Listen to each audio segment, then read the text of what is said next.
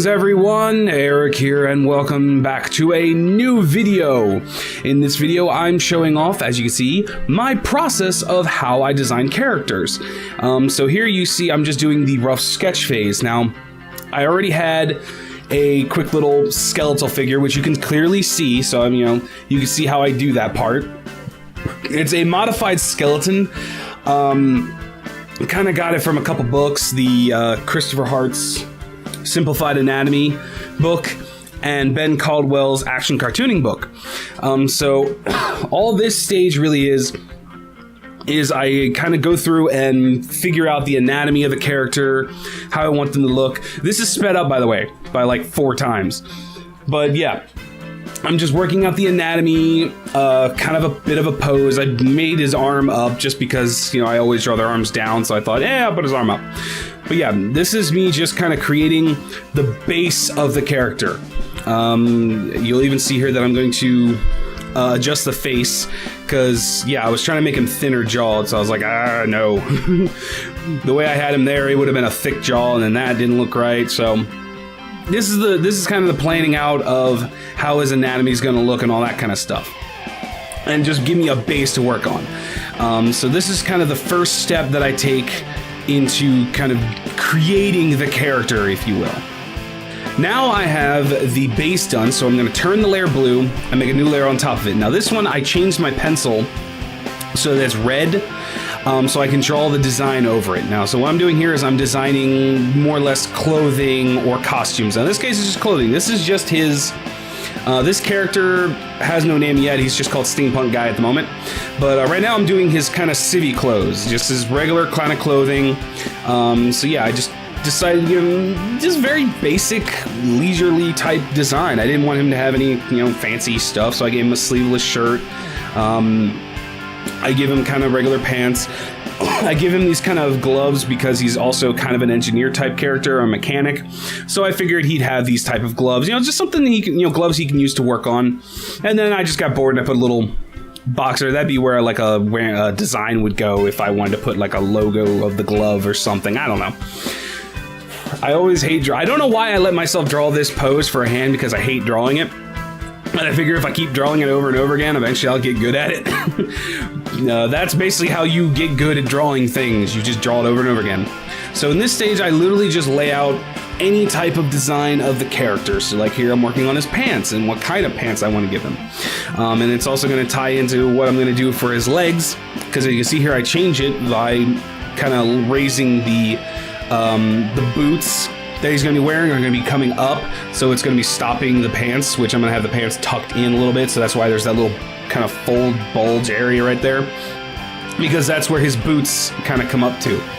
So this is all just a lot of planning out little ideas and just throwing random ideas into the fray and just seeing what I like, seeing what I don't like. So this is how I do the kind of rough sketching stuff like that. Alright, so now I have the rough design. So now what I'm going to do is I'm going to do the final part, which is inking it. Now, again, this is all sped up. But here I'm only inking it because I want something definitive to kind of look at, and I want to see the whole thing as a whole piece. Now, you could do this by making a layer and just penciling over this. You don't have to ink it. I'm just inking because it's inking practice for me. Oh, and I also gave him a little necklace that has a cog, or a gear, I guess. Yeah, gears are different than cogs. So I gave him a necklace that has a little, gear on it, and I thought that'd be kind of cool because he is a bit of a gearhead. But yeah, this is kind of his civvy clothes, and when I do this, you can, like I said, you just use pencil. I like to use ink just because it's bolder, and it allows me later on to easily add colors, because without anti-aliasing, I can just use the fill tool to add some colors. Now, I don't show the coloring in this one because I'm not a colorist. When I lay down colors, it's just basic flats, sometimes shading. I'm not a colorist. I don't really like showing off, and it's kind of an annoying process for me. I did color this later, but I didn't get the chance to record it, so I can't show it. But this is just kind of tightening things up and solidifying the ideas that are going to stay versus what's going to, obviously not be there. So obviously I'm drawing whatever parts are going to be showing. You can see even here I draw the eyes and the facial features. I've kind of found a nice little happy area for how I like to draw the facial features now. I'm not even gonna lie, I kind of took that nose design basically off of, because I always loved the way Full Metal Alchemist kind of drew their noses. They're a little more square for some characters who have a square nose. So I kind of like that idea, and so that's what I've been kind of using for what I do now. But yeah, in this stage, I literally just ink it all up, kind of get a nice little boldness to it so I have something to look at when I turn off all the layers. And this is something I highly recommend, because sometimes with all that sketchiness underneath, you can lose what you remember. Okay, this is definitive, this is not. And even with the color differences, it just gets a little muddy. So this helps a lot with, you know, fixing that problem. And here we have the final image. I did just decide to take the picture from the colored version I did, so you can kind of see the final, what he looks like for the most part. Now, for this character, I'm gonna use that blue base that I made of just his body, and I'm gonna use that to also draw his costume over whenever I get to making his costume. That's why it's good to save a base layer as a separate layer and as a separate image, so that you can always come back and, you know, do another layer over top of it to add any detail work or any type of new designs you want to throw in him. Anytime you want to see what he's going to look like with certain types of clothes, that kind of thing.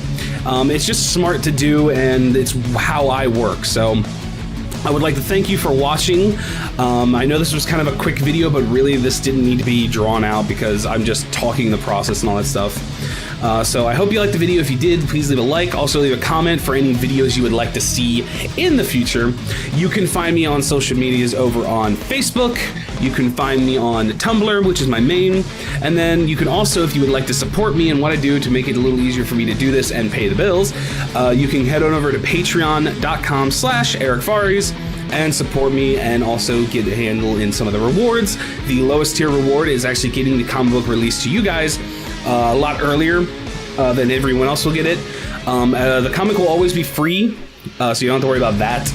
So thank you very much, and I will see you guys in the next video. Later!